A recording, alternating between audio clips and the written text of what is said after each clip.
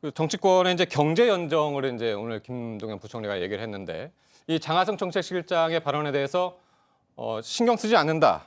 이거는 이제 지난 4일 날 장하성 정책실장이 이제 한번 이야기를 했었던 적이 있습니다.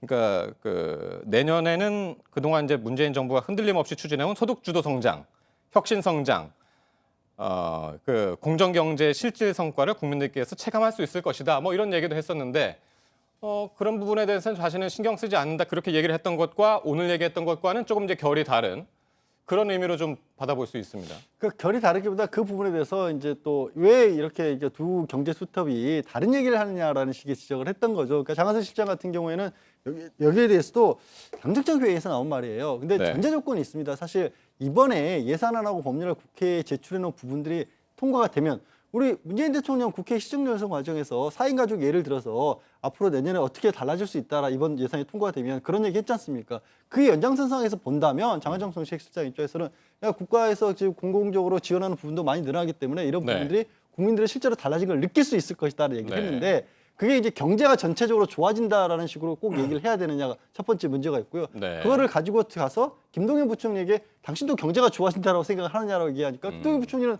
나는 그렇게 얘기한 적이 없다라고 답변할 수밖에 없지 않습니까? 네. 그리고 계속해서 왜 그럼 다른 생각을 하냐라고 하니까 네. 추측을 하신 거죠. 아마도 희망사항을 얘기한 것 같다. 네. 이렇게밖에 얘기가 좀 다른 평면이 좀 다른 얘기를 한 것 같은데 그거를 두 개를 묶어서 여전히 김동연 경제부총리, 장하성 정책실장 다른 얘기하고 있다라고 네네. 해석을 해버리면 이것도 좀 너무 좀 일방적인 해석이 될 수 있는 거 아닌가 네. 싶습니다. 저는 재미난 포인트가 하나가 있는 게요. 김동연 부총리가 이야기한 걸 다시 보면 규제개혁 입법이나 경제구조개혁 입법 등 정치권이 해야 될 일이 안 되고 있다 이렇게 이야기를 했어요. 근데 이 이야기를 한 타이밍을 잘 보면 여야정 국정상설협의체에서 규제 완화 입법에 함께 노력한다는 합의사항이 있었습니다. 네. 그런데 김동연 부총리가 여야정 상설협의체에서 버젓이 그렇게 합의를 했음에도 불구하고 경제 연정이 안 되고 있다고 정치권을 비판을 했습니다. 네. 이거는 뭔가 지금 선후 관계에서 볼 때 아주 의도적인 발언이라고밖에 해석을 할 수가 없어요.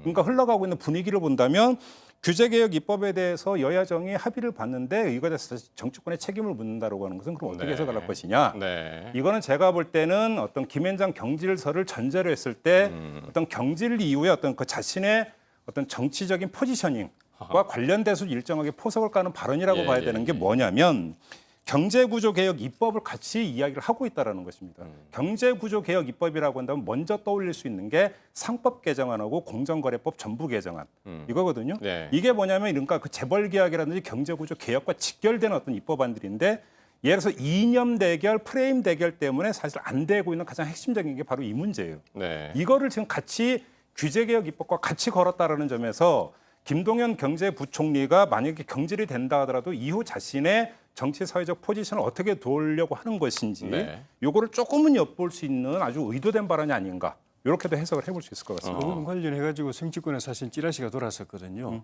찌라시지만은 정식 네네. 보도는 아니지만은 네.